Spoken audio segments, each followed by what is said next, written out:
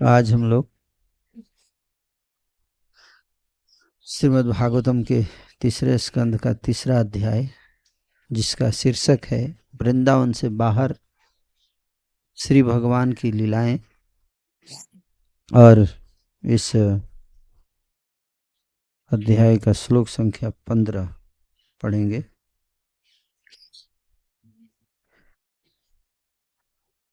मिथो जदैषां भविता विवादो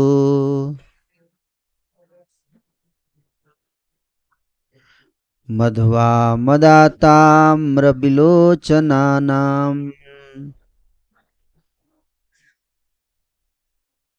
नैषां वधोपाययानतुन्यो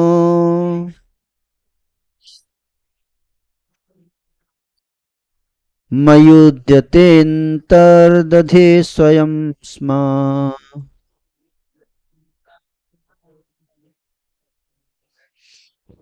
मिथो जदैषां भविता विवादो मध्वा मदाताम्रविलोचनानाम् नैषां वधोपाययानतुन्यो मयि उद्यते अन्तः दधते स्वयं स्म। मिथो जदैषां भविता विवादो मध्वा मदाताम्रविलोचनानाम् नैषां वधोपाययानतुन्यो मयि उद्यते अन्तर्दधते स्वयं स्म।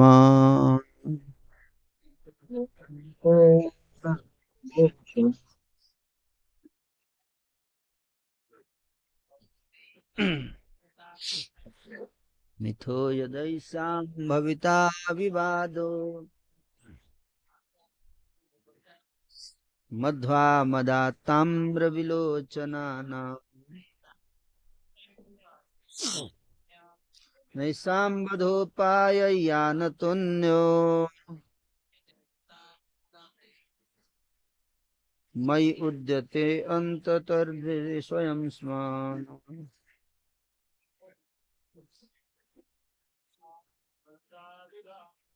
मिथो यदैषां भविता विवादो मध्वा मदाताम्रविलोचनानाम् वधोपाययानतुन्यो मयि उद्यते अन्तर्दधते स्वयं स्म। माता जी,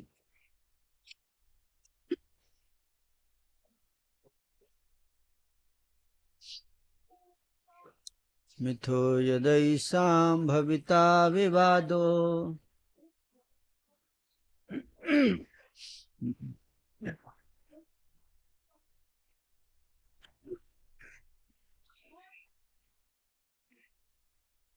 नैषां वधोपाययानतुन्यो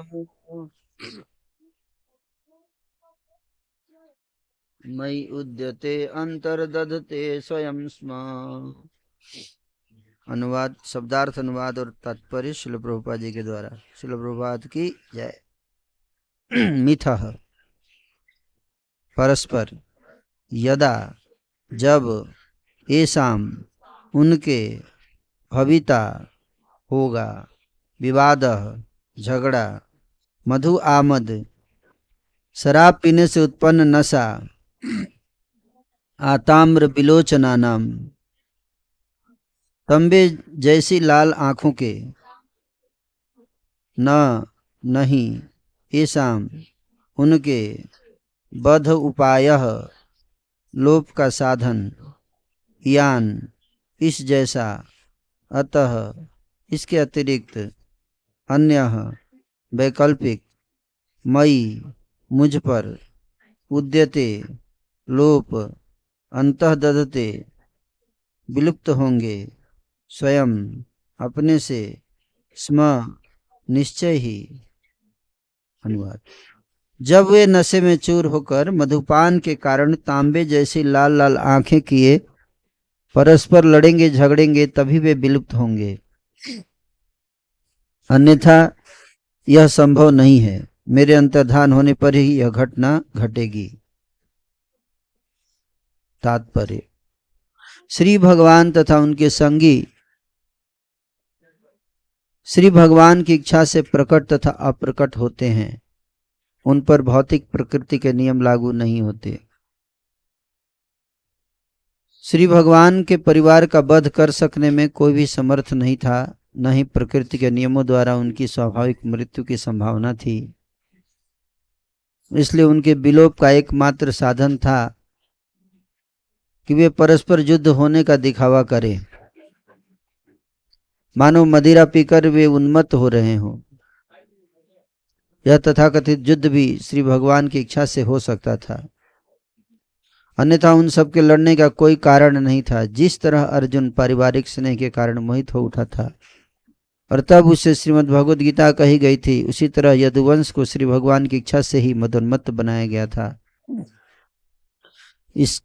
इससे अधिक कुछ नहीं था। श्री भगवान के भक्त तथा संगी पूर्णतः शरणागत आत्माएं होते हैं, अतः वे श्री भगवान के हाथों के दिव्य साधन होते हैं और श्री भगवान जैसा चाहें उनका उपयोग हो सकता है।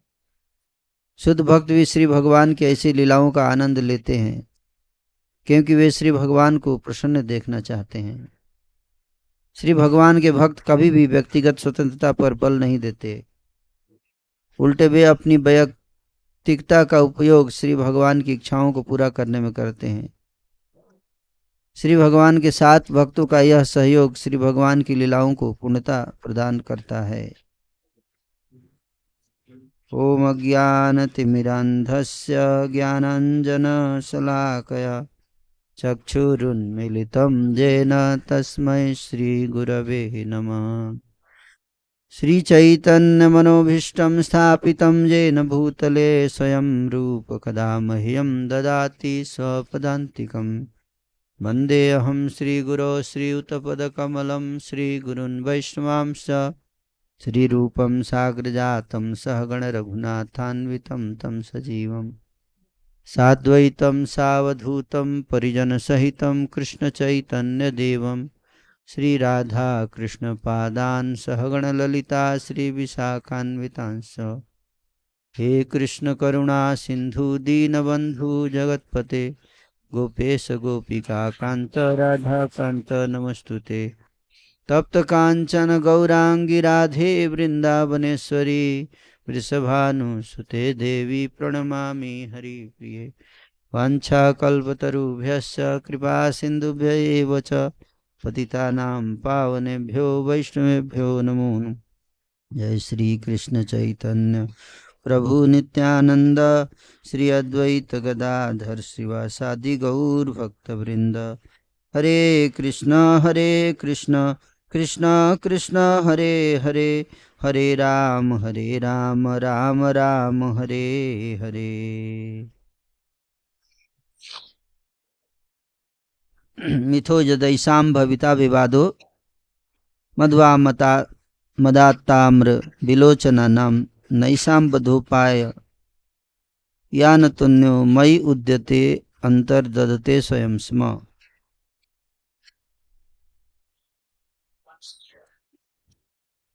जब वे नशे में चूर होकर मधुपान के कारण तांबे जैसी लाल लाल आंखें किए परस्पर लड़ेंगे झगड़ेंगे तभी वे विलुप्त होंगे, अन्यथा यह संभव नहीं है। मेरे अंतर्धान होने पर यह घटना घटेगी।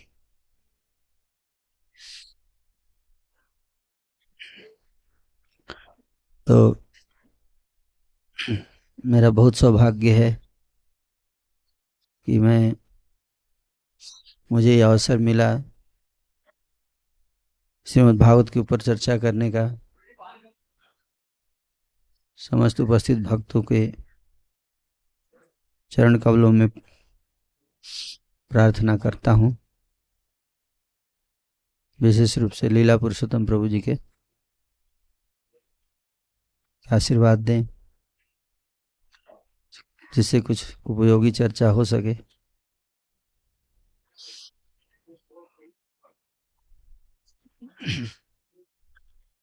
बहुत अच्छा लगा यहाँ रांची में इतने अच्छे भक्ति का प्रचार हो रहा है। मधुसूदन मुकुंद प्रभु का बीच बीच में रिपोर्ट आते रहता है बिहार झारखंड लीडर्स ग्रुप पे, व्हाट्सएप ग्रुप पे, और हम लोग उसको देखकर बहुत आनंदित होते हैं। झारखंड में प्रचार की बहुत आवश्यकता है, क्योंकि जिस प्रकार से यहाँ पर दूसरे धर्मों का प्रचार बढ़ रहा है, ये अत्यंत चिंता का विषय है।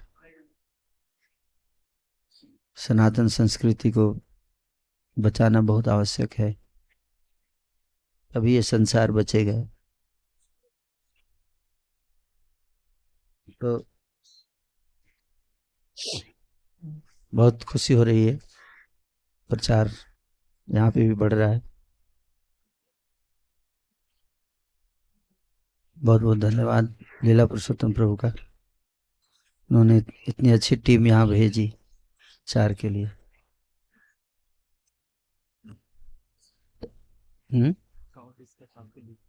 कैसे साउंड कम आ रहा है?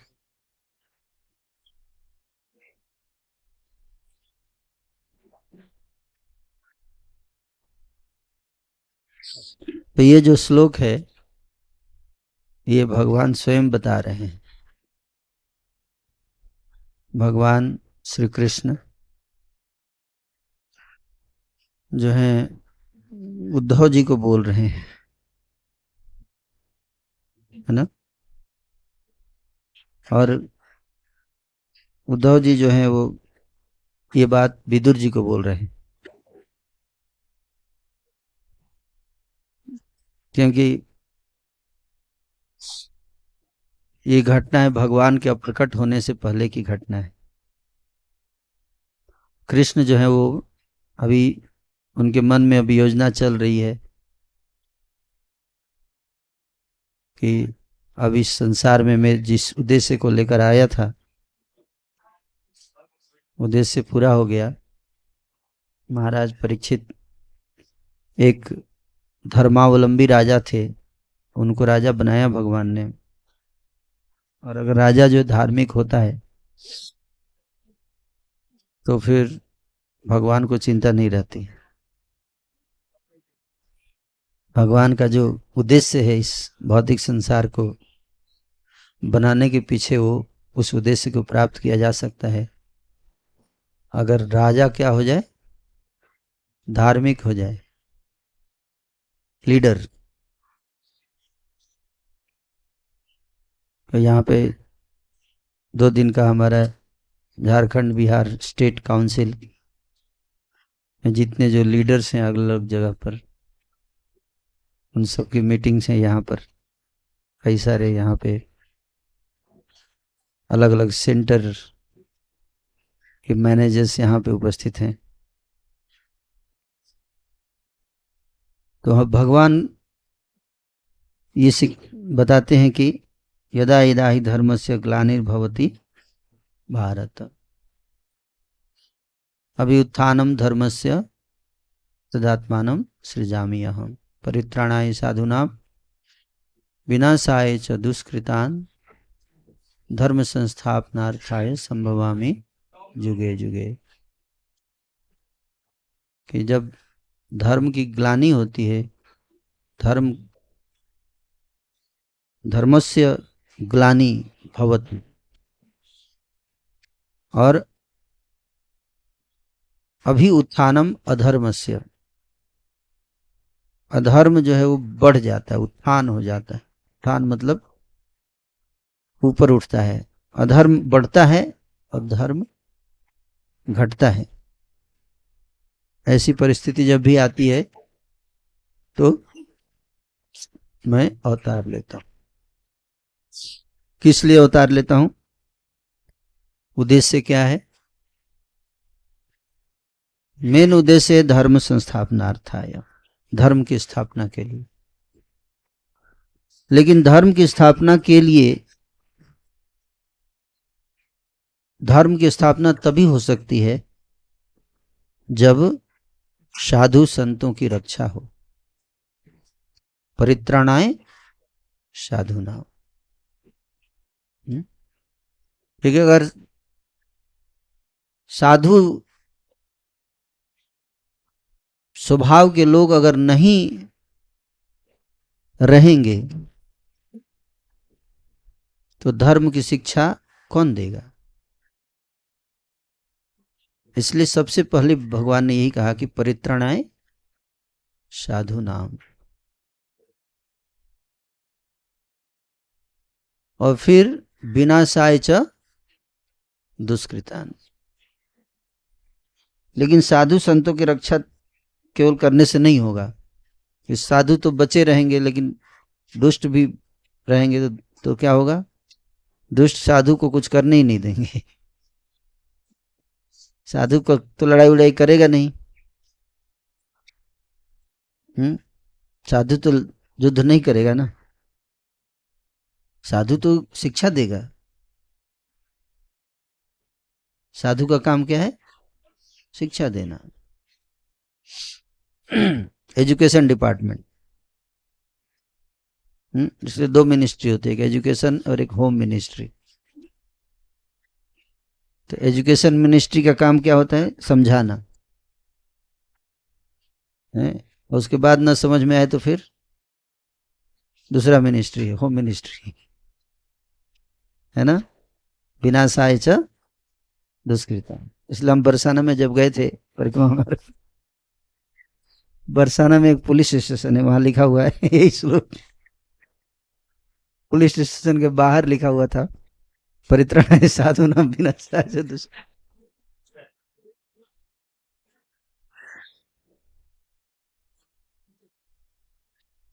तो दुष्टों की जब तक विनाश नहीं होगा, दुष्ट का विनाश मतलब दुष्ट प्रवृत्ति का विनाश, यही समझना चाहिए। और साधु की रक्षा का मतलब साधु प्रवृत्ति। भगवान जैसे दैवी प्रवृत्ति और आसुरी प्रवृत्ति का वर्णन करते हैं 16वें अध्याय में। तो ये कोई व्यक्ति, कोई विशेष व्यक्ति, शरीर या समाज के बारे में बात नहीं हो रही है, बात हो रही है किसकी? प्रवृत्ति की, कि जिसके अंदर साधु प्रवृत्ति है। कोई हो सकता है साधु का वेश धारण करने से नहीं होगा, भगवान रक्षा नहीं करेंगे, है ना। कई लोग बोलते हैं कि अरे भगवान अगर हैं और सब सही है तो हमारे भारत को रक्षा क्यों नहीं की है मुसलमानों से? कई बार ऐसा प्रश्न पूछा जाता है। मुसलमान आए, लूट के चले गए, मंदिर तोड़ दिए, भारत रक्षा क्यों नहीं की भगवान? अगर हमारे भगवान सत्य में है तो कोई गारंटी नहीं है कि भगवान रक्षा करेंगे। जरूरत भी नहीं, कभी भी पिटाई भी करते हैं, ये भी है। अपने भक्तों का भी विनाश करते हैं भगवान। जैसे यहाँ पे यदुवंश का क्या किया? विनाश किया। और विनाश एक तो होता है कि चलो कोई इनडायरेक्टली विनाश कर दिया, लेकिन यहाँ पे यदुवंश का विनाश डायरेक्ट इन्वॉल्व है, खुद मार रहे हैं। क्या? खुद ही मार रहे हैं उठा के। ना, बहुत भ्रमित करने वाली लीला है ये भगवान की। मतलब कोई भक्ति करेगा ऐसे भगवान का कि अपने ही भक्त को, अपने लोगों को मार रहे हैं। मैं एक दिन पहले एक वीडियो देख रहा था, उसमें एक तांत्रिक हैं, बहुत प्रसिद्ध हैं अभी। वो यही प्रश्न उठा रहे थे कि तुम कैसे भगवान की पूजा करते हो जो अपने ही पुत्र को मारता है। है ना। तो कभी कभी अपने पुत्र को मारना अच्छा बात होता है, जैसे धृतराष्ट्र ने अपने पुत्र को मारा नहीं। है ना। इसके कारण बहुत समस्या हुई, है ना। अगर धृतराष्ट्र अपने पुत्र को भगवान कृष्ण की तरह को मारता, 2-3 झापड़ लगाता, तो महाभारत का युद्ध नहीं होता, एक व्यक्ति मरता तो 64 करोड़ लोग बच जाते मरने से, है ना। तो उसी तरह से कई बार अगर पुत्र आतताई हो, अधर विधर्मी हो, समझाने पर ना माने, और आप अगर राजा हैं, तो राजा और पुत्र दोनों में आप पिता, दो रोल आप प्ले कर रहे हैं। एक ही व्यक्ति दो रोल प्ले कर रहा है, एक राजा का और एक पिता का। पिता के रोल में आ जाए तो भाई बेटे को कैसे मार सकते हैं, अपने पुत्र की हत्या कैसे करेंगे, अपने पुत्र को कैसे दंड दें। लेकिन अगर राजा के रोल में देखें तो पुत्र जो है वो क्या कर रहा है, कानून को तोड़ रहा है। तो राजा क्या करेगा, पुत्र को क्या करेगा, दंड देना है। पिता को प्रेम करना है, राजा को दंड देना है, दोनों एक ही व्यक्ति। तो क्या करे, दंड दे या प्रेम करे, क्या करे? अभी तो कंफ्यूजन हो गया।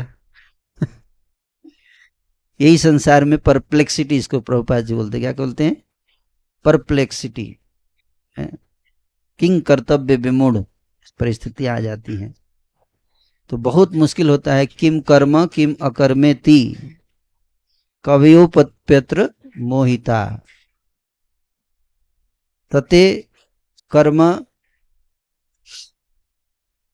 प्रवक्ष्यामि यद ज्ञात्वा मोक्ष से शुभात्। गीता में भगवान कहते हैं कि क्या कर्म है क्या अकर्म है, बड़े बड़े विद्वान भी इसमें मोहित हो जाते हैं।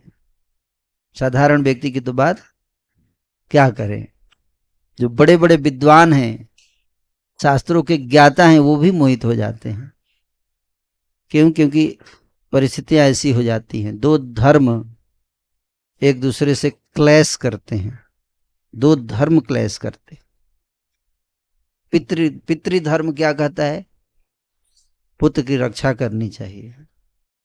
राजधर्म क्या कहता है, पुत्र को दंड देना चाहिए। तो हो गया ना क्लैश।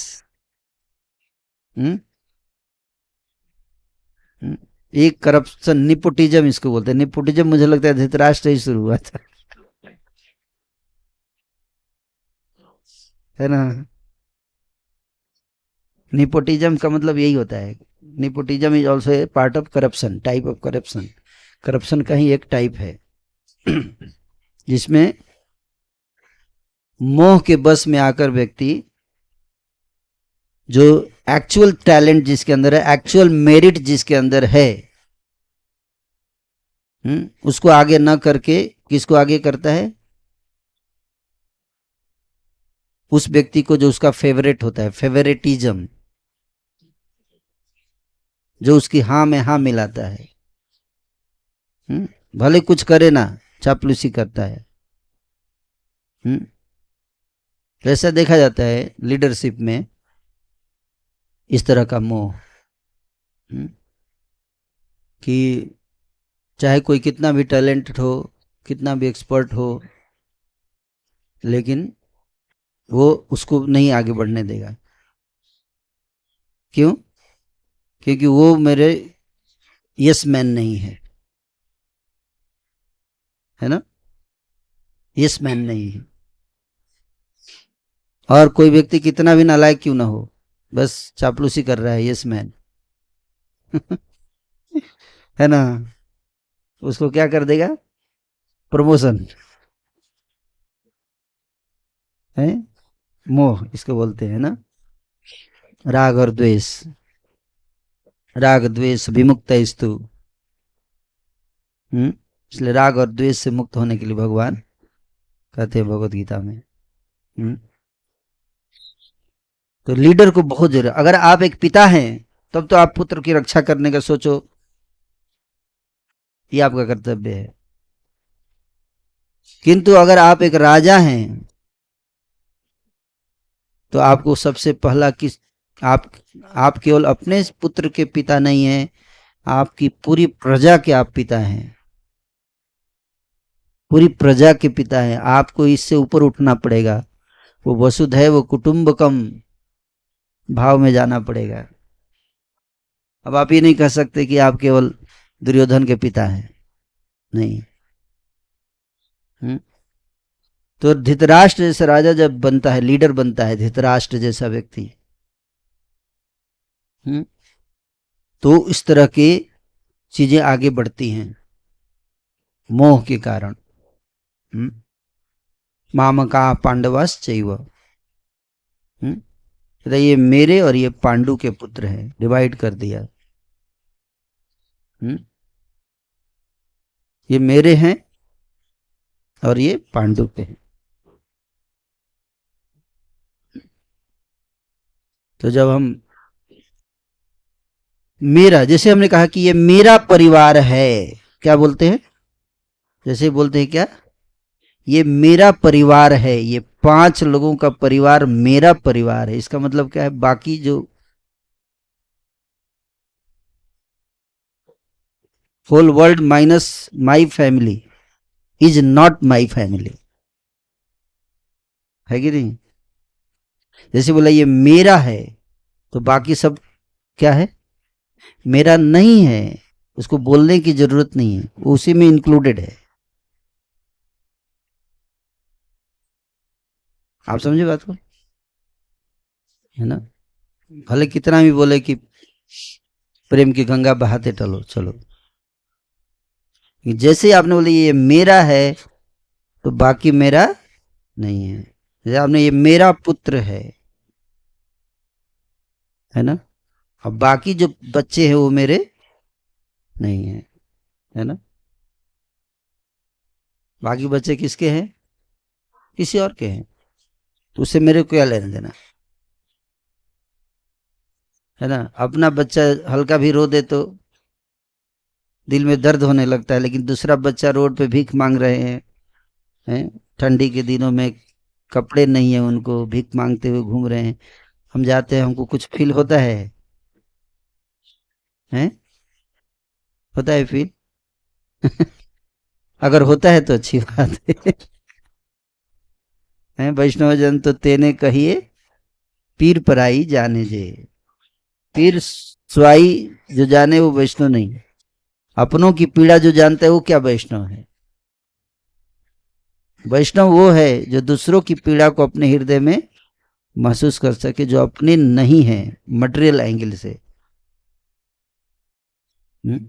मटेरियल एंगल से हम जिसको अपना बोलते हैं, वो सबके लिए सोचता है। जैसे श्रील प्रभुपाद जी ने सबके बारे में सोचा, उन्होंने केवल एक वर्ग विशेष के बारे में, एक धर्म विशेष के बारे में, एक व्यक्ति विशेष के बारे में, एक परिवार विशेष के बारे में नहीं सोचा, वो सबके बारे में सोचते थे। ताहले आनंद होए तबे होए दिग्विजय, चैतन्य कृपायतिशय, माया दुष्ट जत दुखी, जगते सबाए सुखी, वैष्णवेर इच्छा पूर्ण है। जब जलदूत पे प्रभुपाद जी जा रहे होते अमेरिका की ओर, तो उस पे एक कविता लिखते हैं, है ना, गीत। उस गीत में ये प्यार है कि आनंद तो तब होगा, कब होगा, ताहले आनंद होए, दिग्विजय तो तब होगा, उस दिन हम लोग खुशी मनाएंगे। कब, जब श्री चैतन्य महाप्रभु की अतिशय कृपा से इस संसार में माया के द्वारा सताए गए जितने दुखी जीव हैं, वो सारे दुखी जीव सुखी हो जाएंगे। तब होगा, तब क्या होगा, आनंद होगा। तब तक आनंद नहीं, तब तक दिग्विजय नहीं है हमारी विजय, दिग्विजय। दिग्विजय, विजय, दिग्विजय मतलब क्या, दिशाओं को जीतना है, जीतने का काम कौन करता है? वॉरियर। तो हमको वॉरियर मोड में आना है, साधु मोड से। प्रभुपाद जी क्या करें, वैष्णव क्या होते हैं, दिग्विजय के लिए निकलना है। किसके लिए? दिग्विजय के लिए निकलना है, वॉरियर मोड में आना है। अब बोलो हम तो साधु हैं, हम वॉरियर कैसे बनेंगे, योद्धा। तो माया द्वारा दुष्ट, माया द्वारा सताए गए जितने दुखी जीव हैं, उन सबको जब सुखी बना लेंगे तभी वैष्णव चैन की नींद सोएंगे। तब तक वैष्णव को सोना चाहिए, लेकिन चैन की नींद नहीं, है ना। सोइए, जरूरी है वो भी शरीर के लिए, लेकिन चैन से मत सोइए। क्यों? क्योंकि आपके बगल में आपका भाई रो रहा है, सिसक रहा है कि नहीं? कौन है हमारा भाई? वो हर व्यक्ति, सारे जीव, मम एव अंश जीव लोके जीव भूत सनातन। जो भी दुखी लोग हैं इस संसार में, वो सबको सुखी बनाना, वो सब कौन है? भगवान के अंश हैं। इसलिए हरिदास ठाकुर जी, श्री चैतन्य महाप्रभु ने कहा, हरिदास मुझे बहुत चिंता हो रही है, मुझे हेडेक हो गया।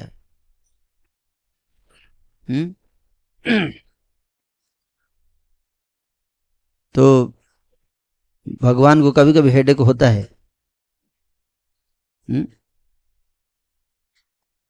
चैतन्य महाप्रभु को हेडेक हुआ जब गया जा रहे थे रास्ते में, है ना। और कृष्ण को हेडेक हुआ द्वारका में, नारद जी को जब देखा उन्होंने, तो उन्होंने कहा कि भाई मेरा हेडेक का कोई दवाई दो, है ना। तो चैतन्य महाप्रभु को एक हेडेक हुआ हरिदास ठाकुर के सामने कि बोले बहुत चिंता हो रही है मुझे। किसके लिए? इन मूर्खों के लिए जो फंसे हुए हैं माया में, दुखी हैं इतने। तो हरिदास ठाकुर जी बोले, प्रभु चिंता ना करी है, आप प्रभु आप चिंता मत करो, हम है ना। क्या करेंगे आप? प्रचार करेंगे, आपका नाम का प्रचार करेंगे हम लोग। आपकी चिंता दूर करेंगे, है ना। भगवान बहुत चिंतित रहते हैं इस बात को लेकर, है ना। और भक्त का काम क्या है? भगवान की चिंता को दूर करना।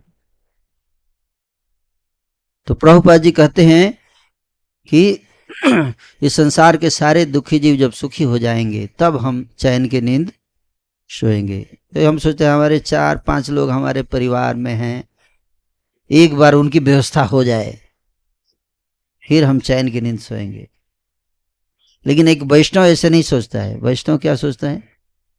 वैष्णव कि वो चैन की नींद सोना ही नहीं चाहता, एक अलग ही चेतना है। ऐसे ऐसे रोल मॉडल्स हैं गौड़ीय संप्रदाय में जिसका कोई मैच नहीं है पूरे वर्ल्ड में। वो कहते हैं कि हमको सोना ही नहीं, हमको सोना नहीं, हमको हमेशा कष्ट झेलना है। क्या कहते हैं? हे प्रभु, इस संसार के सारे जीवों के कष्ट मेरे ऊपर दे दीजिए। मैं अकेले दुखी रहूंगा अनादि काल तक, अनंत काल तक। एक व्यक्ति दुख झेलेगा, अब बाकी सबको मुक्त कर दीजिए। किसने कहा? बताइए, कौन बताएंगे? हैं? वासुदेव दत्त। वासुदेव दत्त जी श्री चैतन्य महाप्रभु के पार्षद, एक से बढ़ के एक।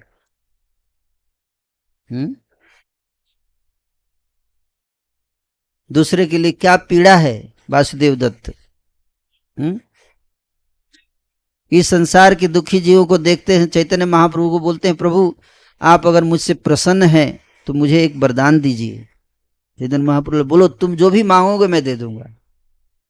है। तो भक्त अपने लिए नहीं मांगता। देखिए वो करे इस ब्रह्मांड के जितने जीव हैं वो सबको आप भगवत धाम पहुंचा दीजिए। तो महाप्रभु बोले ऐसे थोड़े होता है, उनके कर्म कहाँ जाएंगे। वासुदेव दत्त बोले मैं सबको दीक्षा दे दूंगा, उनके सारे पाप मेरे ऊपर दे दीजिए। हैं मैं उनके लिए क्या करूंगा, कष्ट झेलूंगा, उनका पाप कर्म जितने उनके गलत कर्म है सब मेरे ऊपर डाल दीजिए और उनको फ्री कर दीजिए।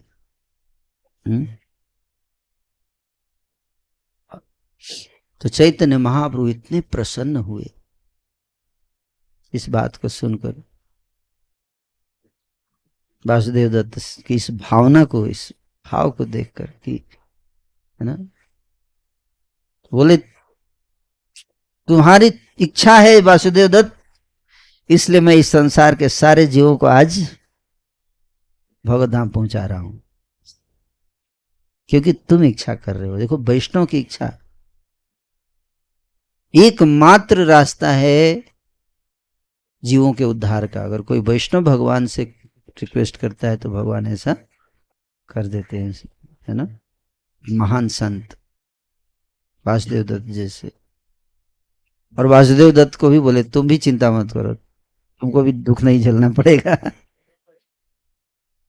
है ना। तो ऐसे रोल मॉडल्स हुए हैं, है ना। जीसस क्राइस्ट जी तो बोले कि जो क्रिश्चियन बनेगा उसी के पाप लूंगा मैं, है ना। उन्होंने कंडीशन डाल दिया क्या। लेकिन वासुदेव दत्त ने क्या कहा कि जो दूसरे धर्म के हैं, किसी भी धर्म का, किसी भी जाति का, कोई भी हो, सबके पाप दे दीजिए, क्योंकि सब मेरे ही तो हैं। कैसे हैं सब मेरे, क्योंकि सब भगवान के अंश हैं, कृष्ण के हैं तो इसलिए मेरे हैं। मम एव अंश जीव लोके जीव भूत सनातन मनसुष्ठान इंद्रियाणी प्रकृति स्थानी कर्षति, है ना। तो सारे जीव किसके हैं, भगवान के हैं, और भगवान किसके हैं, मेरे, इसलिए सब किसके हो गए, मेरे, है ना। जैसे कोई लड़की होती है, उसका विवाह होता है ना। पति के घर जाती है, पति का बहुत बड़ा घर है, विशाल भव्य महल बनाया पति ने, और विवाह होके जाती है उसके घर, जाती जब उसे पूछा जाता है ये किसका घर है, तो क्या बोलती है, मेरा है। बोलते तुमको तो अभी आई हो 2 दिन हुए, तुम्हारा कैसे हुआ, तुमने न बनाया, न तुमने कुछ किया, न कुछ पैसा कमाया, और बस विवाह करके आई, संबंध बनते ही क्या हो गया, सब मेरा हो गया। कितना आसान तरीका है, बनाए कोई और।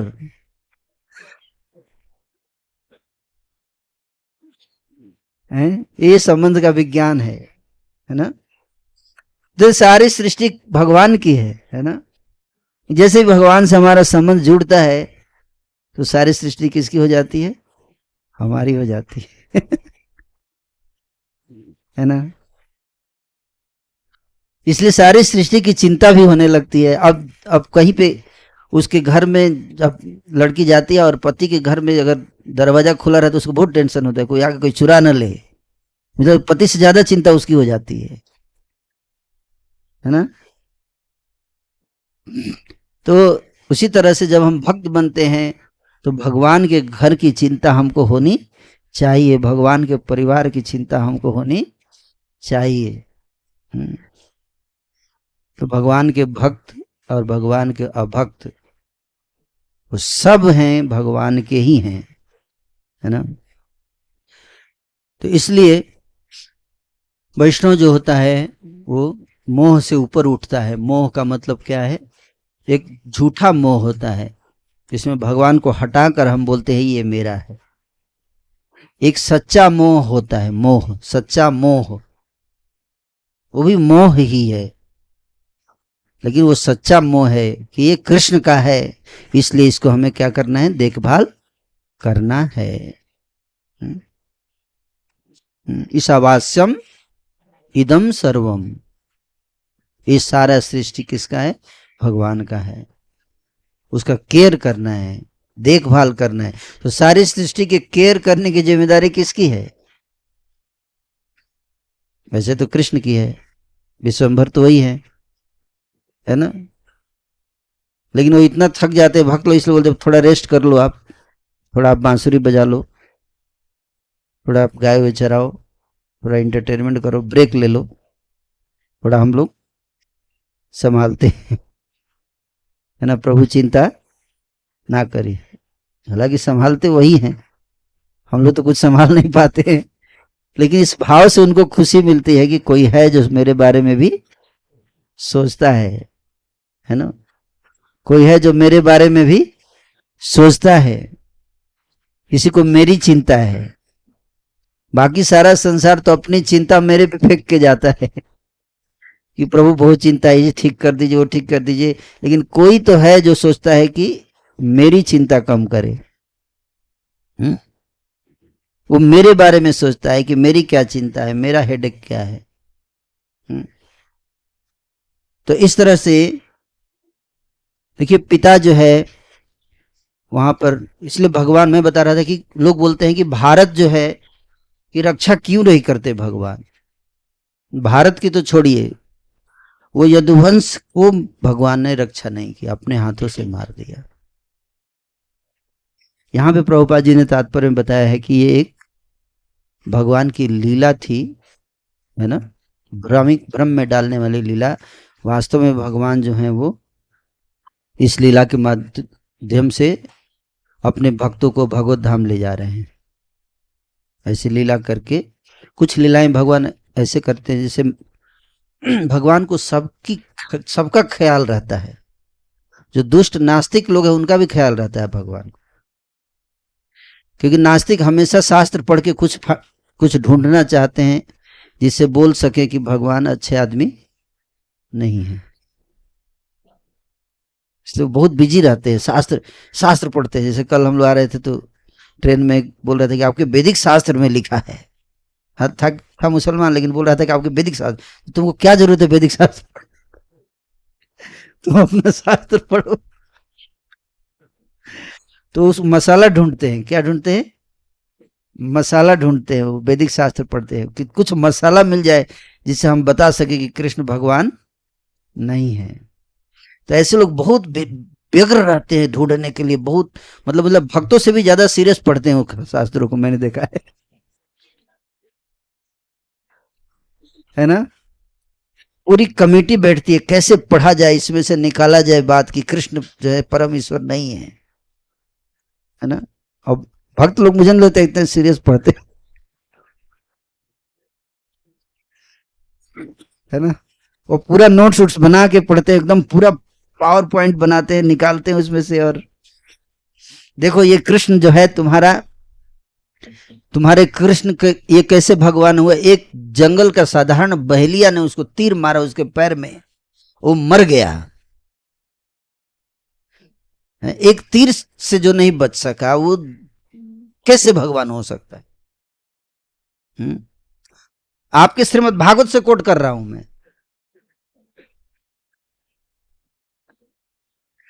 है ना। मैं एक बार जा रहा था ऑटो से, लगभग 10 साल पहले। तो मुसलमान ड्राइवर था, वो चला रहा था गाड़ी। तो उसने, मैं जप कर रहा था तो बोला, आप कृष्ण का नाम ले लो, कृष्ण को आप भगवान मानते हो, है ना। मैंने बोला हाँ मैं तो मानता हूं, तभी तो नाम ले रहा हूं। तो बोलता है कि भगवान का तो कोई रूप है ही नहीं, भगवान तो निराकार हैं। आपके वेदों में लिखा है कि भगवान निराकार हैं, न तस्य प्रतिमा अस्ति, है ना। मैं बोला तू ऑटो चला रहा है, तू कैसे शास्त्र कैसे पता है? बोला हमको जाकिर नायक ने बताया है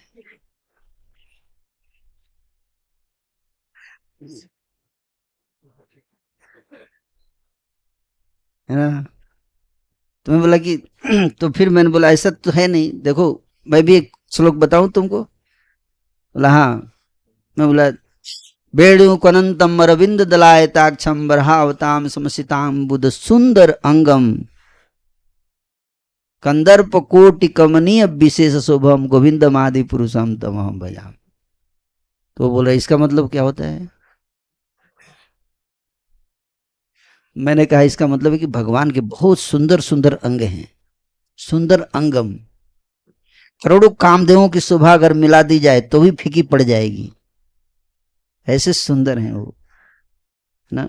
उनका रंग रूप, क्या बजाते हैं, बांसुरी बजाते हैं, हर चीज बताए। आलोल चंद्र कलशद बन माल्य बंसी रत्नांगदम प्रणय केली कला विलासम श्यामम त्रिभंग ललितम नियत प्रकाशम गोविंदम आदि पुरुषम तमहम भजामि। उसी वेद शास्त्र में तो ये भी लिखा है। तो तुम अर्ध को कुट न्याय क्यों कर रहे हो?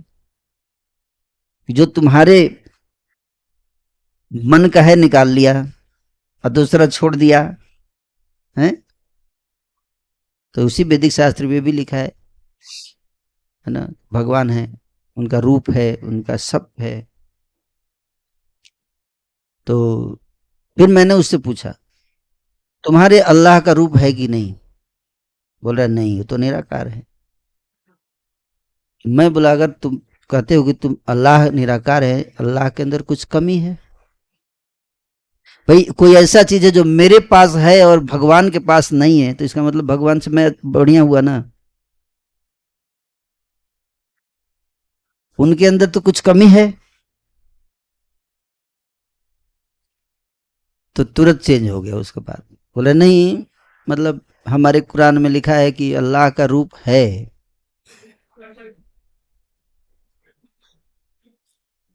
तुरंत बोल रहा है। देखिए मुझे भी नहीं पता था कि लिखा है ऐसा, उसी ने बताया मुझे। मैं बोला कहाँ लिखा है? बोला रूप है, ऐसा बताया गया है, लेकिन उसको कोई देख नहीं सकता। हमारे अंदर किसी के अंदर वो क्षमता नहीं कि जो अल्लाह को देख सके, उसका तेज इतना है। कुरान में ऐसा बताया गया है कि मूसा जो थे उनको अल्लाह की आवाज सुनते थे, वो केवल अल्लाह बोलते थे उनसे, और वो बोलते थे अल्लाह की जाके दूसरों को बताओ, प्रचार करो। वो जाते थे, जब बाकी लोगों को बोलते थे कि अल्लाह ने मुझे बोला है, तो लोग बोलते थे अल्लाह को दिखाओ तब तो मानेंगे, कहाँ है अल्लाह? तो मूसा आकर बोले कि अल्लाह से बोले अगले दिन कि सब लोग बोल रहे हैं कि आप देखना चाहते हैं, आपको विश्वास नहीं कर रहे मेरी बात पे। मुझसे पूछ रहे हैं कि तुमने देखा है क्या? तो मैंने भी तो नहीं देखा है, कम से कम मैं देख लूं तो जाके बता दूं कि हाँ मैं देख के आ रहा हूं। तो अल्लाह बोलते हैं कि नहीं, तुम नहीं देख सकते मुझे, तुम नहीं देख सकते, कोई नहीं देख सकता। तो बोले ऐसा क्यों? वो लोग जीत पे अड़ गया है कि अगर नहीं दिखाएंगे तो, अगर अल्लाह नहीं प्रकट होंगे तो हम लोग नमाज नहीं करेंगे। बोले ठीक है, कल लेके आना, उनको मैं दिखाऊंगा। और जब आए सब, बोले इस पहाड़ के ऊपर मैं प्रकट होऊंगा। और जब वो पहाड़ के ऊपर अल्लाह प्रकट होते हैं तो पहाड़ जो है वो बिल्कुल भस्म हो जाता है जल के, और इतना तेज होता है कि सारे बेहोश हो जाते हैं। और फिर अल्लाह चले जाते हैं, फिर बाद में उठते हैं, बोलते हम तो देखे ही नहीं, है ना।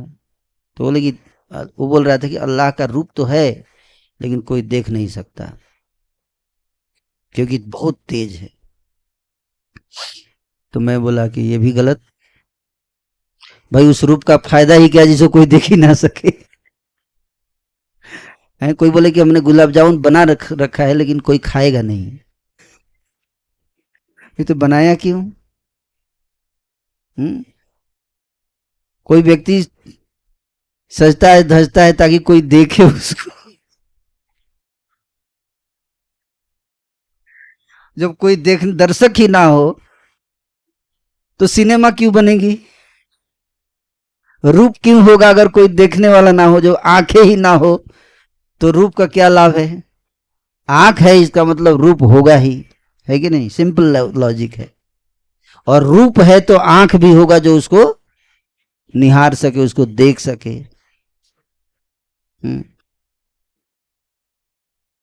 तो बोला ये भी बात सही है ना। फिर मैंने उसको बताया कि देखो, और तुम ये कहते हो कि अल्लाह जो है वो उसको कोई देख नहीं सकता, ये मैं मानता हूं, लेकिन क्यों? क्योंकि किसमें शक्ति नहीं है। लेकिन अल्लाह के अंदर हम ये कहें कि अल्लाह जब तक ना चाहे तब तक कोई नहीं देख सकता, ये मानने वाली बात। लेकिन अगर वो चाहे और वो अल्लाह चाहते हैं कि किसी के सामने मैं प्रकट हूं, फिर भी उनके अंदर शक्ति नहीं है कि किसी के सामने प्रकट हो सके, इसका मतलब फिर कुछ कमी हो गई। कोई ऐसा चीज है जो अल्लाह नहीं कर सकते क्या? किसी के सामने प्रकट नहीं हो सकते, किसी को दिखा नहीं सकते अपना रूप, कुछ मजबूरी है उनकी, है ना? तो ये भी प्रॉब्लम है। तो कहने का अर्थ ये है कि हमारे पास जो बेस्ट फिलॉसफी है ना, हर चीज बेस्ट है, लेकिन सबको मानना पड़ता है। अगर कोई लॉजिकल व्यक्ति होगा तो बहुत आसानी से समझ जाएगा, कॉमन सेंस से समझ जाएगा। तो भगवान जो हैं वो अपने आ, आ, भक्त को, है ना, जो क्लोज लोग हैं, रिलेटिव हैं, उनको भी नहीं छोड़ते। ये दिखता है भगवान की लीलाओं में। अगर वो भगवान के क्लोज होने का मिसयूज करेगा, क्या मिसयूज करेगा कि मैं भगवान का आदमी हूं, कुछ भी कर दूंगा, मैं ब्राह्मण हूं, भगवान ने कहा है कि ब्राह्मण के प्रति अपराध होगा तो बहुत कुछ हो जाएगा, तो हम ब्राह्मण हैं, हम सबको जला के भस्म कर देंगे, और ब्राह्मणत्व का, वैष्णवत्व का अभिमान हो जाए और उसका दुरुपयोग करे भगवान की शक्तियों का, तो भगवान अपने ही हाथों उसका भी विनाश कर देते हैं। भगवान ने कई बार किया है ऐसा। श्रील भक्ति सिद्धांत सरस्वती ठाकुर जी कहते हैं यदुवंश के विनाश के ऊपर इसके दो कारण बताए, बाह्य कारण और आंतरिक कारण। बाह्य कारण जो है भक्तों को शिक्षा देने के लिए है। यदुवंश का विनाश किया भगवान ने, इसके माध्यम से भक्तों को शिक्षा दिया कि भक्त भगवान को ग्रांटेड ना ले। क्या? भक्त भगवान को ग्रांटेड ना ले कि भगवान तो हमारे ही, अब तो जो मन में आए करो, कुछ करेंगे नहीं। तो इसलिए मौसल लीला, जो यदुवंश के बच्चे जो थे, उन्होंने ऋषियों के प्रति क्या किया? अपराध। वो स्थान है पिंडारक तीर्थ। हम लोग गए थे वहाँ, द्वारका जब गए थे, तो पिंडारक तीर्थ बहुत सुंदर जगह है, जहाँ पे लीला हुई थी कि दुर्वासा ऋषि का आश्रम वहाँ पे आज भी है। दुर्वासा ऋषि आदि ऋषि वहाँ पे सत्संग कर रहे थे, और वहाँ यदुवंश के बच्चे खेलने गए थे, और उन्होंने क्या किया, सांब को जो है उसको ऐसे कपड़ा डाल दिया पेट में, ऐसे एक गदा डाल दिया, मूसल, क्या मूसल डाल दिया, मूसल जानते ना जिसे, बनाते पेट में ऐसे डाल के, कपड़ा डाल के ऐसे फुला दिया पेट, और फुला के ले गए ऋषियों के सामने मस्खरी करने के लिए। क्या मस्खरी? और आप लोग तो त्रिकालदर्शी हैं ऋषि। हाँ, तो जरा बताइए इस स्त्री के पेट में क्या है? वो स्त्री नहीं था, वो सांब था, है ना, लड़का था, है ना। और इतना भद्दा मजाक, है ना, ऋषि मुनियों से कर रहे हैं, है ना। एक तो स्त्री और गर्भ के बारे में सब चर्चा नहीं करना चाहिए, है ना? क्या है बताइए, है ना। तो ऋषियों को क्रोध आ गया, तुम लोगों का इतना साहस हो गया तो भगवान के बल पे इतना कि तुम लोग को ये भी एटिकेट नहीं है, सदाचार, कि संतों से कैसे बात करनी चाहिए। श्राप देते हैं। क्या श्राप देते हैं? किस चीज का श्राप?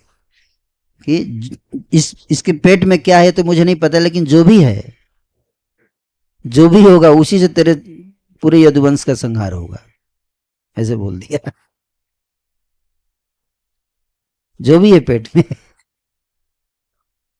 श्राप जब मिला तो डर गए सब, भागते हुए आए, उग्रसेन जी के पास आए, जो राजा थे द्वारका के राजा। उनको बताया। उग्रसेन को बहुत बुरा लगा कि बच्चे इतने गलत काम कर दिए, अब तो श्राप मिल गया। यदुवंश का मुसल था, लोहे का बना हुआ था। कृष्ण को नहीं बताया उन्होंने, बोले कृष्ण को बताएंगे तो कृष्ण बहुत क्रोधित होंगे, है ना। तो कृष्ण को बताया नहीं, और क्या किया, मुसल को पाउडर बना दिया, क्रशर में डालकर उसको क्या कर दिया, पाउडर बना दिया। दिमाग लगाया कि कैसे ऋषियों के श्राप को काटना है ना।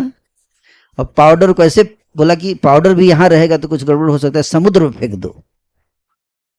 वो समुद्र में फेंक दिया पाउडर, और वो पाउडर तैरते तैरते तैरते तैरते द्वारका से चला गया प्रभास क्षेत्र, सोमनाथ जहां आज है, प्रभास क्षेत्र में चला गया, और वहां पर बीज बन गया। क्या बन गया, बीज का रूप धारण कर लिया, और उसी बीज से सरकंडे निकले, पौधे, लोहे के जैसे पौधे थे। कैसे थे, क्योंकि लोहा बीज था ना, उससे पौधा भी वैसा ही था उसका। ब्राह्मणों के श्राप की शक्ति देखो। और भगवान जो हैं वो यदुवंश को लेकर वहीं पहुंचे, प्रभास क्षेत्र, है ना। और वहां पर जब भगवान पहुंचे, लेकिन पहुंचने से पहले उन्होंने उद्धव जी से बात किया। ये जो वार्तालाप जो हो रही है उद्धव और कृष्ण के बीच में, ये प्रभास क्षेत्र जाने से पहले की वार्तालाप। पर्सनली भगवान उद्धव जी से बात कर रहे हैं और उनको बता रहे हैं अपना प्लान। ये देखो, अब मैं जा रहा हूं इन सबको लेकर, तुम मत जाना। उद्धव जी नहीं गए थे उसमें, केवल उद्धव जी बचे हुए थे। उनको भगवान ने पहले, तुम मत जाना, ये लीला होने वाली है, ये लोग वहां पे जाएंगे, शराब वराब पियेंगे, और इस तरह से लड़ाई होगी, एक दूसरे को गाली देंगे, और लड़ाई होगी, एक दूसरे को मारेंगे उसमें, और फिर पूरे यदुवंश का संहार हो जाएगा। मैं भी अप्रकट हो जाऊंगा, बलराम जी भी वहीं से अप्रकट होंगे, और ये द्वारका जो है 7 दिन के बाद समुद्र में डूब जाएगी। तो सारे पुरुष मारे गए यदुवंश के, स्त्रियां बची हुई थी, क्योंकि स्त्रियां वहां नहीं गई थी और शराब भी नहीं पी रही थी, है ना। इसलिए कृष्ण की भी सारी 16,108 पत्नी वो बची हुई थी सब, है ना। और 7 दिन के बाद तो उद्धव जी जो है फिर बोले, प्रभु जो है वो मैं क्या करूंगा, आप सब चले जाएंगे, सब लोग अप्रकट हो जाएंगे, तो मैं क्या करूंगा। बोले मेरे जाने के बाद कलयुग आएगा, और कलयुग में जो पाप होंगे उसको तुम बर्दाश्त नहीं कर पाओगे, तुम देख नहीं पाओगे अपने आप, तुम सह नहीं पाओगे तुम, इसलिए तुम भी रिटायर हो जाओ और सन्यास लेकर, वैराग्य लेकर बद्रिकाश्रम चले जाओ, है ना। बद्रिकाश्रम में जाकर और वहां पर अपना भजन करो। तो उद्धव जी फिर प्रश्न पूछे कि प्रभु वैराग्य लेना तो बहुत मुश्किल है गृहस्थ जीवन में, है ना। तो उसी के ऊपर भगवान ने पूरी उद्धव गीता सुनाई उद्धव जी को, है ना। पूरी 11वां स्कंद, लगभग समस्त 11वां स्कंद भगवान ने उद्धव को सुनाया। किसके लिए, वैराग्य कैसे आएगा, गृहस्थ को वैराग्य कैसे आएगा। इसी के ऊपर यही प्रश्न, मूल प्रश्न था कि गृहस्थ जीवन में व्यक्ति वैराग्य कैसे लेकर आए, कैसे रिटायर हो। कहाँ रिटायर होता है, कोई नहीं रिटायर होता है। एक व्यक्ति थे, उनका बेटा ब्रह्मचारी बन गया, तो बहुत क्रोधित हुए, स्वामी जी प्रभुपाद जी के पास आए, ये क्या है, हमारे जवान बेटे को आपने ब्रह्मचारी बना, ये कोई उम्र है, अभी तो इसके खाने खेलने की उम्र है, जब गृहस्थ जीवन में जाएगा, बाद में जब बूढ़ा हो जाएगा तब तो सब कुछ छोड़ना चाहिए। तो प्रभुपाद जी बोले ठीक है, तो इसको भेज देते, आप आ जाओ। क्या इसको छोड़ देते हैं, जाने देते हैं, आप आ जाओ। तो बोले सोच के बताता हूँ। प्रभुपाद जी बोले हाँ ठीक है, तब तक इसको रहने दीजिए, जाइए सोचिए, जब कॉन्सेप्ट क्लियर हो जाए तो आ जाना। प्रभुपाद जी तात्पर्य में लिखते हैं श्रीमद् भागवत में कि आदर्श तो यही है कि वृद्धावस्था में लोग रिटायर हो, 50 पंचसो वर्धम वनम ब्रजेत, है ना। लेकिन कलयुग में लोग इतने आसक्त हैं कि मृत्यु पर्यंत पारिवारिक जीवन में, है ना, आसक्त रहते हैं, बाहर नहीं आते हैं, है ना। इसलिए कोई बन ही नहीं रहा है भाई। 50 साल की उम्र में भी अगर बन जाए, रिटायर हो जाए, तो कम से कम 25-30 साल तो प्रचार करेगा, है कि नहीं। लेकिन कहाँ कोई 50 साल की उम्र से ज्यादा कितने भक्त दिखते ही नहीं। बूढ़े लोग तो बहुत हैं। और अगर हम, ये बहुत बड़ा पोटेंशियल है, टैलेंट पोटेंशियल, जिसको हम ट्रैप कर सकते हैं, टैप कर सकते हैं, क्योंकि 2047 तक भारत विश्व का सबसे बूढ़ा देश होगा, क्योंकि सबसे ज्यादा संख्या में बूढ़े इंडिया में होंगे 2050 तक। अभी सबसे यंग देश है, तो अभी सबसे यंग है, मतलब यंग लोग सबसे ज्यादा इंडिया में पूरे वर्ल्ड में। तो 20 साल के बाद ये सब क्या हो जाएंगे, ओल्ड हो जाएंगे ना, तो सबसे ज्यादा ही ओल्ड लोग होंगे फिर। तो अभी से प्लानिंग करनी चाहिए कि, है ना, यंग में जो भक्ति नहीं करता है वो कभी ओल्ड एज में भक्ति सीरियस नहीं कर सकता, ये संभव नहीं है। ओल्ड एज में वही भक्ति कर सकता है जो यंग एज में भी उसके कुछ संस्कार हैं, कुछ भक्ति किया है, कुछ, है ना, पूजा पाठ की संस्कार है, वही कर सकता है। इसलिए यंग एज में कौमारम आचरते प्राज्ञो धर्मान भागवतानि, 5 साल की उम्र से ही, यंग एज नहीं, यंग भी लेट हो गया। प्रहलाद महाराज तो स्टैंडर्ड और ऊपर है, बोले 5 साल की उम्र से ही भक्ति शुरू कर देनी चाहिए। कौमारम आचरित प्राज्ञो धर्मान भागवतानि। तो इस प्रकार से हम देखते हैं कि भगवान जो है इस प्रकार की लीलाएं करते हैं। और यदुवंश का जो भगवान ने संहार किया, इससे उन्होंने शिक्षा दिया किसको, भक्त समाज को, कि अपराध मत करो, है ना, संतों के प्रति, महान भक्तों के प्रति। और हम लोग तो रोज पढ़ते ही हैं? पहला अपराध क्या है, साधु निंदा नहीं करनी चाहिए, जिन्होंने अपने जीवन को समर्पित कर दिया है। पर फिर भी हम लोग करते हैं, क्योंकि भगवान से नहीं डरते हैं, है ना। तो संतों का अपराध, ब्राह्मण संस्कृति का दुरुपयोग जब होता है तो विध्वंस होता है, और फिर से संरचना होती है। तो विध्वंस हुआ, भगवान ने किया, अब फिर से संरचना कर रहे हैं इस्कॉन के रूप में। पहले बिगाड़ते हैं फिर बनाते हैं, है ना। बिगाड़ेंगे फिर बनाएंगे, ठीक से फिर से फ्रेश बनाएंगे। जैसे हमको भी बिगाड़ते हैं, और फिर से दोबारा नया फ्रेश बॉडी देते हैं, है ना, समझ में आ रहा? तो उसी तरह से जीर्ण हो जाएगा तो फिर से नवानी, नया करके फिर से देंगे। इस तरह से विध्वंस किया, सारी पॉपुलेशन को खत्म किया, और खत्म करके फिर से फ्रेश पॉपुलेशन, है ना, बोझ कम किया ब्रह्मांड का। इस प्रकार से यदुवंश का संहार किया। तो 100 करोड़ यदुवंशी थे। कितने? 100 करोड़। 64 करोड़ लोग महाभारत के युद्ध में मारे गए, और 100 करोड़ लोग यदुवंश के लोग मारे गए। कहाँ? प्रभास क्षेत्र में। सोचिए कितना भार होगा पृथ्वी पे पॉपुलेशन। तो यहीं विराम दूंगा। और इस तात्पर्य में श्रील प्रभुपाद जी बता रहे हैं कि भगवान ऐसे लीला करते हैं, लेकिन वास्तव में उन्होंने मारा नहीं। ऐसा नहीं सोचना चाहिए कि देखो आपस में ही लड़ रहे हैं यदुवंशी।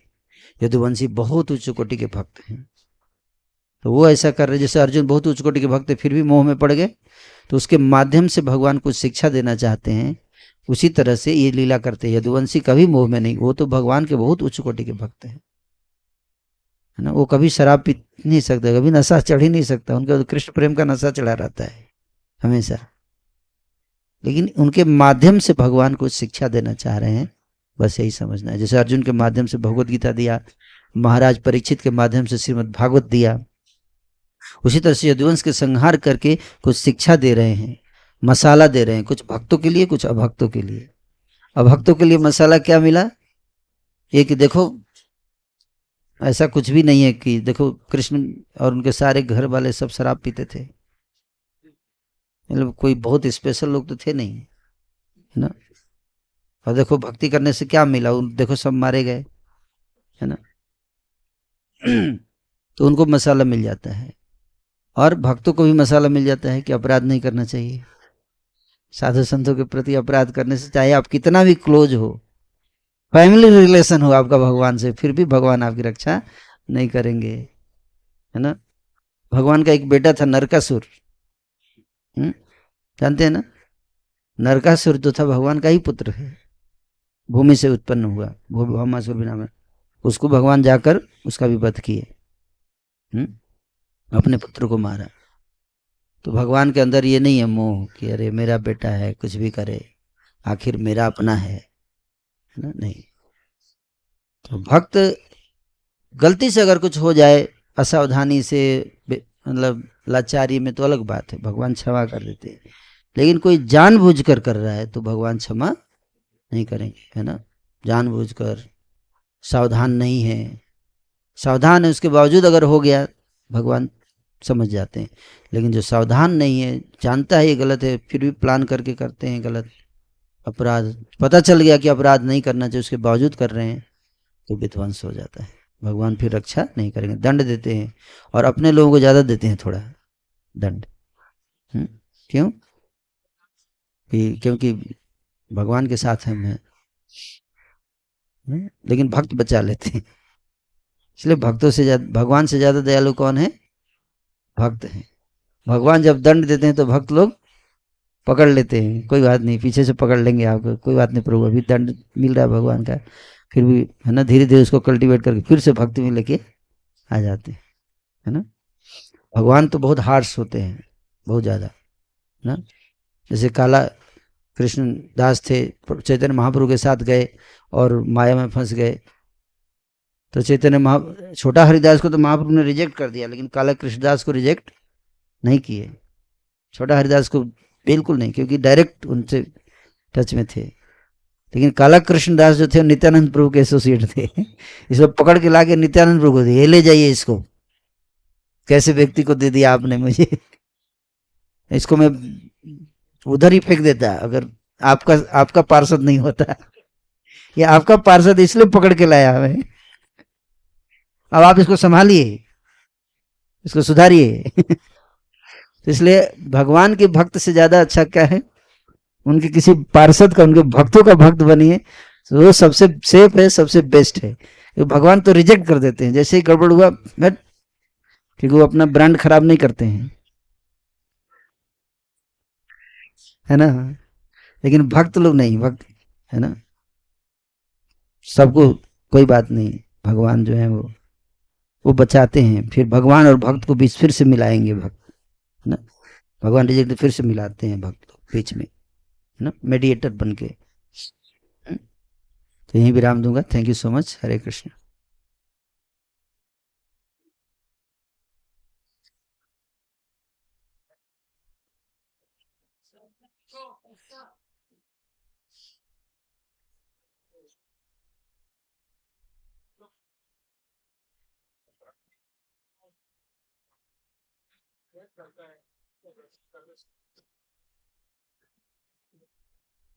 हाँ, उसको मिलेगा ना सुकृति, बार बार कृष्ण कृष्ण कृष्ण कृष्ण पढ़ेगा, है ना।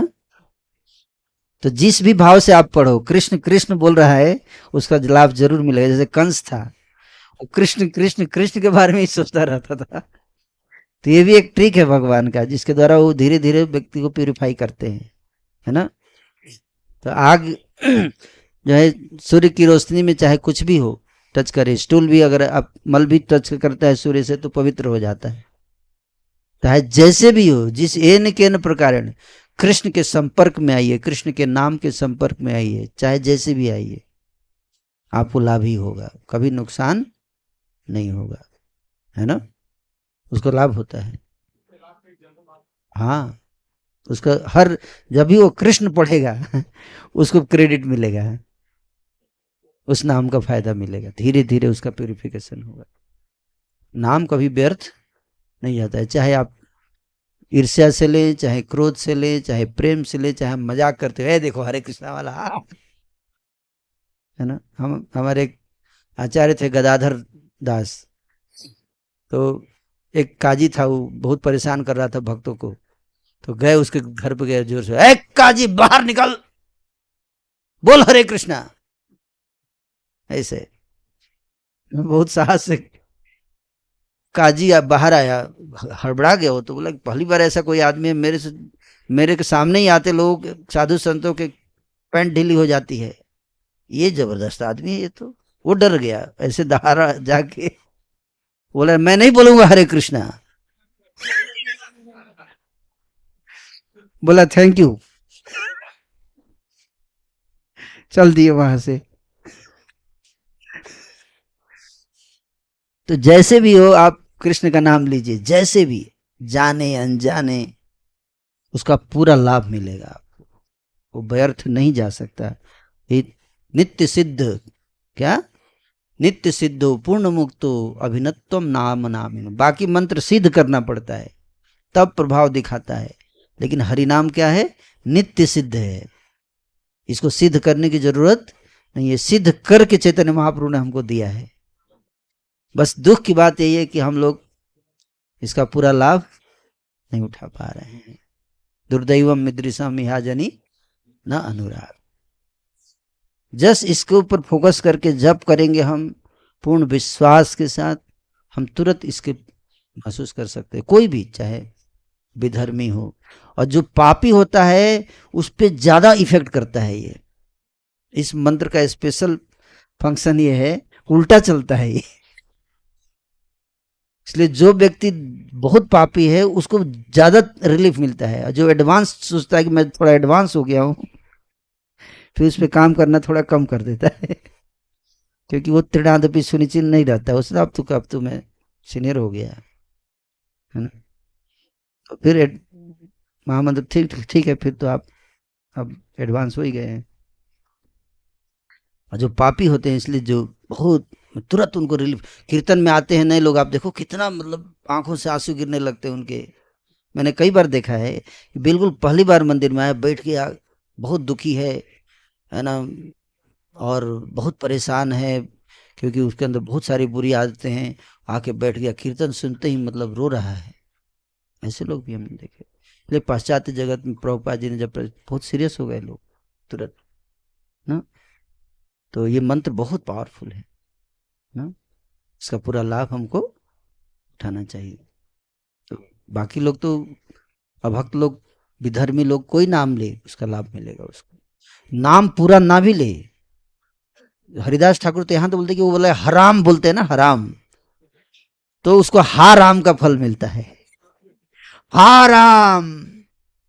जैसे महाराज दशरथ बोल रहे थे, भगवान राम जब वन में चले गए तो हाराम पिरह में, उसी तरह से अगर यवन लोग हराम बोलता है तो उसको किसका फल मिलता है, हाराम का फल मिलता है, उसका भी एडवांसमेंट होता है। ठीक है, यस। शास्त्र में कहीं पे एक शास्त्र में कहा गया है कि भगवान का कोई रूप नहीं है, मतलब कि वो निराकार है, और कहीं पर फिर उनके रूप का वर्णन किया गया है, तो उसका क्या मतलब है? जब बोला गया निराकार, निराकार का अर्थ ये है कि जैसे बोला गया कि निर्गुण है भगवान, तो निर्गुण का मतलब प्रकृति के 3 गुणों से परे हैं, इसका मतलब कोई गुण ही नहीं है। निर्गुण का मतलब गुण, गुण मतलब मटेरियल क्वालिटीज, मटेरियल नेचर जिसको बोलते हैं, त्रिगुणात्मक, सतोगुण तमोगुण और रजोगुण, इन तीनों गुण उनके अंदर नहीं, वो शुद्ध सत्व में स्थित है। इसका कहने का अर्थ ये होता है निर्गुण। हम लोग गुण में हैं, हम लोग सगुण हैं, प्रकृति के गुण हमको नचा रहे हैं, लेकिन भगवान को प्रकृति के गुण प्रभाव नहीं डालते। ये कहने का अर्थ है निर्गुण का। उस तरह से निराकार का मतलब आकार उनका नहीं, मतलब हम जैसा आकार नहीं है, भौतिक आकार नहीं। हमारा आकार फिक्स है, हाथ इतना है तो इतना ही रहेगा। भगवान का ऐसा नहीं है, यहीं पे बैठे बैठे हाथ लंबा कर देते हैं, है ना। कहीं पे भी जा सकते हैं, कहीं पे भी हाथ बढ़ा के किसी को भी पकड़ सकते हैं, है ना। इसलिए भगवान का हाथ हर चीज दिव्य है कहने का है ना। निराकार का अर्थ ये हुआ कि भौतिक आकार नहीं, आध्यात्मिक आकार है भगवान का, आध्यात्मिक शरीर है भगवान का हर चीज। मतलब कि कुछ भी वो कर सकते हैं, इसलिए उनको निर्गुण निराकार के रूप में हाँ, लोग कुछ भी हो सकता है ना, किसी भी रूप को धारण कर सकते हैं, है ना। और निराकार भी हो सकते हैं, विलुप्त हो जाएंगे तो निराकार। सामने मैं मान लीजिए आपके सामने खड़ा हूँ, बैठा हूँ, अचानक गायब हो जाऊं तो क्या हो जाऊंगा, क्या बोलेंगे आप? प्रभु जी निराकार हो गए। आपकी आंखों के सामने से निराकार हुए हैं, है ना। हो सकता कहीं और जाके बैठे हूं, तो जिसको दिखाई नहीं दे रहा उसके लिए क्या है? निराकार ही है ना। तो निराकार भी है भगवान किसके लिए? जिसको दिखाई नहीं देता। जैसे अंधे के लिए कोई कलर है ही नहीं। अंधा कोई व्यक्ति यहाँ आएगा तो बोलेगा अरे यहाँ तो कुछ है ही नहीं, खाली खाली लग रहा है, अंधेरा अंधेरा चारों तरफ, लाइट जलाओ। तो उसके लिए तो यही सत्य है ना कि कोई कुछ है ही नहीं, यहाँ चारों तरफ अंधेरा अंधेरा है, नजर आती नहीं मंजिल, तो चारों अंधेरा अंधेरा नजर आएगा, अंधे को अंधेरा नजर आएगा। तो उसके लिए सत्य यही है, लेकिन पूर्ण सत्य नहीं है ये। उसी तरह से जिसको भगवान दिखते नहीं है वो क्या सोचता है? भगवान निराकार है। कब तक? जब तक दिख न जाए। हम लोग को भी जल्दी विश्वास नहीं होता है, हालांकि हम लोग करते हैं भक्ति, लेकिन इम्पर्सनलिज्म हमारे अंदर रहता है। कब तक रहेगा? है ना, जब तक हम भक्ति के आगे स्टेजेस में नहीं पहुंच जाएंगे। बीच बीच में डाउट आता रहता है, पता नहीं यार है भी कि नहीं। इसलिए मूर्ति को देखते हैं तो हमको भगवान जैसा नहीं लगता। नहीं, भगवान है क्या? अगर मान ले कि ये भगवान है तो हम कितने बढ़िया से सेवा करेंगे भगवान का, है कि नहीं। उनके सामने बहस नहीं करेंगे। भगवान के सामने आप ऐसे बहस कर सकते हैं? बहुत सावधान रहेंगे ना, केयरफुल रहेंगे।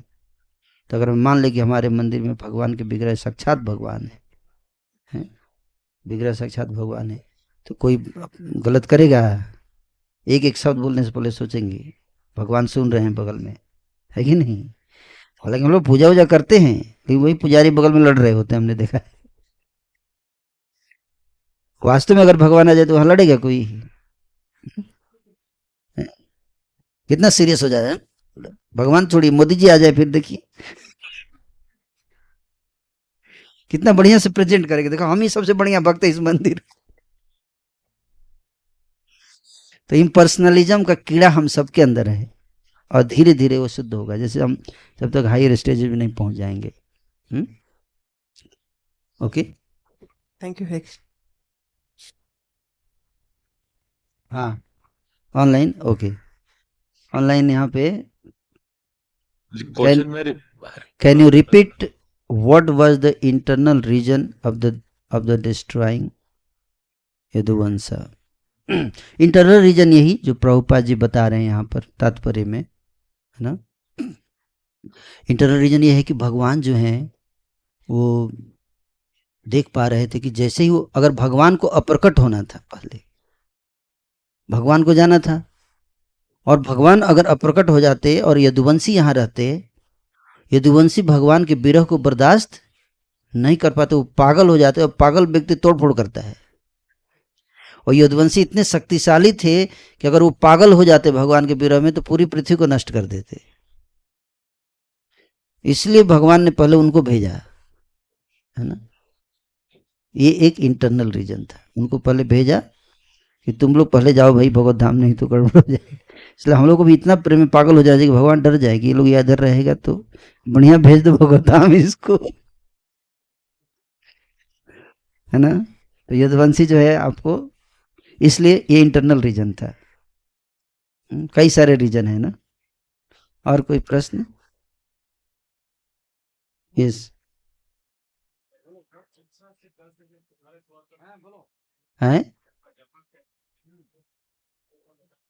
जपा कैसे अच्छा से करें, वो तो मैं भी नहीं कर पाता हूँ। I am also struggling only. But शास्त्र जो बताते हैं, जप करने के लिए सबसे इम्पोर्टेंट चीज़ है, सबसे पहले तो जप की महिमा जानना, है ना, glory of the holy name. इसलिए नाम महिमा के ऊपर प्रतिदिन शास्त्र पढ़ना चाहिए, श्रवण करना चाहिए, है ना। इस नाम बिना किछु नाही को आर, 14 भुवन माझे। ये 14 लोक में नाम से बढ़ के कुछ भी नहीं है। तो जब हम जप करें तो इसको याद करना चाहिए, है ना। जप करते समय इन प्रिंसिपल्स को क्या करना चाहिए, याद करना चाहिए। मैं जो कर रहा हूँ कितना सीरियस चीज़ है, कितना पावरफुल चीज़ है। जैसे आप एक सूटकेस मान लीजिए 100 kg माल भरा हुआ है उसमें, सूटकेस में, और कोई से ने आके बता दिए कि आपने किसी से पूछा क्या है इसमें, बोला ईंटा है, आपको उठा के ले जाना है। तो आप क्या करोगे, उठा के ले जाओगे? अगर ले भी जाओगे तो बोले कहाँ ले जाना है, पटना। इतना दूर ईंटा क्यों ले जाने का, टिकट ही इतना लग जाएगा, इतना मेहनत होगा, हम नहीं ले जाएंगे, फेंक दो यही निकाल के। सूटकेस ले जाते हैं, ईंटा फेंक देते हैं, है ना। लेकिन तभी कोई आगे कान में बोलते इसमें सोने का ईंटा है, आप नहीं ले जाना चाहते, हमको दे दीजिए। क्या बोले, नहीं नहीं नहीं नहीं, ठीक है ठीक है ना, हम लेके चले जाएंगे। अरे कैसे ले जाएंगे, इतना भारी है। नहीं आप टेंशन मत लो, हम, वो टेंशन मेरा है, कैसे जाएगा वो मेरा टेंशन है, मैं लेके चला जाऊंगा जैसे भी हो। क्या अंतर हो गया? कान में क्यों लाके बोला, क्या ईंटा नहीं, सोने का ईंटा। उसी तरह से जैसे ही हम हमारे कान में ये श्रवण करते हैं, जप करते समय हम जप की महिमा याद नहीं करते हैं। एक बहुत इंपॉर्टेंट है जप की महिमा को याद करना। एतादृशी तव कृपा भगवन ममापि, हे प्रभु मैं इतना सौभाग्यशाली हूँ कि आपका इतना पावरफुल नाम मुझे मिला, लेकिन मैं इतना दुर्भाग्यशाली हूँ कि उसको ठीक से जप नहीं रहा हूँ। तो साथ में मैं सौभाग्यशाली है, साथ ही साथ दुर्भाग्य है मेरा। ऐसे सोचते हुए जप करने से सीरियसनेस आती है जप में। नाम की महिमा एक टिप्स है ये, और भी है। दूसरा महाप्रभु बोलते हैं अगले श्लोक में कि तृणादपि सुनिचेन, तृण से भी अधिक। जैसे कोई भिखारी कैसे आता है, अब हाँ दे दो दे दो दे दो दे दो, कैसे रोता है, गिड़गिड़ाता है ना,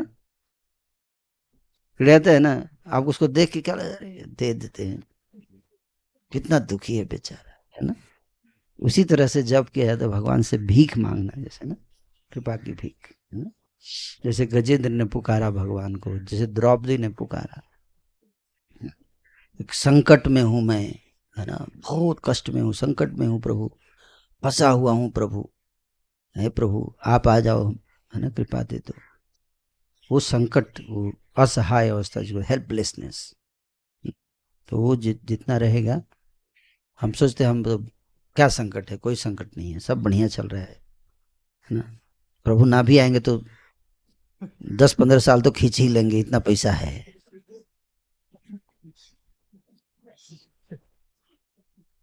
ना। समझ में आया? कोई बात नहीं, और प्रभु ना भी आए तो क्या दिक्कत है, अभी तो जवान हूं, कोई प्रॉब्लम है नहीं, पैर ठीक चल रहा है अभी, है ना, दिमाग भी ठीक चल रहा है थोड़ा, है ना।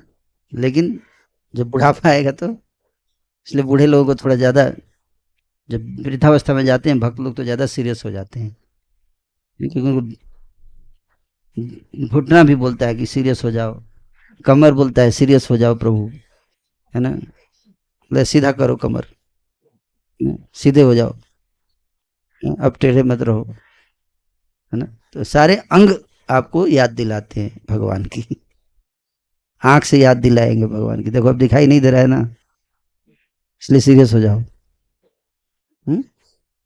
लेकिन जवानी में बहुत मुश्किल है सीरियस होना, बहुत कठिन है। बहुत पैसा है जिसके पास, उसके लिए बहुत मुश्किल है सीरियस होना, है ना, कठिन होता है। जिसके बहुत पावर है, पद है, प्रतिष्ठा है, सम्मान है, उसको बहुत कठिन है सीरियस होना। नमो अकिंचन वित्ताय, भगवान क्या है? अकिंचन के धन है, निर्धन के धन भगवान। तो निर्धन हो जाएंगे हैं, अब क्या हो जाएंगे? इसलिए भक्त लोग वॉलंटरी निर्धन हो जाता है। जैसे सुदामा जी थे वॉलंटरी निर्धन, ऐसा नहीं कि उनके पास टैलेंट नहीं था कुछ, है ना, कि हम कमाल दिखाएंगे न। जड़ भरत वॉलंटरी निर्धन हो गए, मूर्ख हो गए, गुंगे हो गए, बहरे हो गए, वॉलंटरीली, ताकि संसार में फंसे ना, है ना। तो भक्त लोग उल्टा करते हैं, गरीब रहते हैं, है ना, ताकि उनको अहंकार ना आए। क्योंकि ये पद प्रतिष्ठा सम्मान जन्म ऐश्वर्य सुत श्री, ये सारी चीजें क्या है? ये हमारे को विस्मृति कराती हैं कि मैं कौन हूं, मैं कृष्ण का दास हूं। ये भूल जाते हैं। हम क्या सोचने लगते हैं? मैं स्वामी हूं, मैं स्पेशल हूं, मैं धनी हूं। वो रहता है तो आज देखो, जब व्यक्ति संकट में है तुरंत बोलता है हे प्रभु, है ना। जैसे गर्भ में बच्चा होता है, कष्ट होता है उसको, तो क्या बोलता है?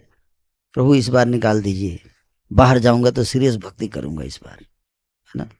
लेकिन जैसे ही बाहर निकलता है फिर से भूल जाता है ना, फिर से खेलने में मगन हो जाता है। कल हम लोग देख रहे थे कि वो कैसे बच्चा तो खाने के लिए वो स्मार्टफोन पे माँ चला रही थी, वो हाँ वो बड़ा मजा ले रहा था, खा रहा था, है ना। तो भूल जाता है, विस्मृति, है ना। और स्मृति करना है तो हमेशा अपने को याद दिलाना है, तो बहुत ज़्यादा ऐश्वर्य ये सब चीज़ें रहता है। तो होगा ऐश्वर्य प्रसक्ता नाम या अपरिचेत साम्य से आत्मिका बुद्धि समाध होना। Is that okay? बहुत सारे प्रश्न आ गए हैं, समय हो चुका है। हरे कृष्णा। पर्सनली बात कर सकते हैं, और मीटिंग भी है हम लोगों का।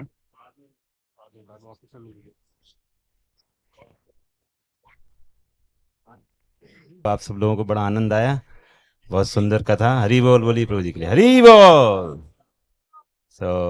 इतना आज थोड़ा मौसम 2 दिन के लिए स्पेशल वेदर फोरकास्ट है, 17-18 मौसम खराब रहेगा, लेकिन फिर भी आप लोगों के लिए, आप लोग यहाँ आए, बहुत अच्छा लगा। प्रभु जी ने इतना सुंदर कथा किया। तो बाकी जो डिवोटीज मीटिंग के लिए आए हैं, तो अभी हम लोग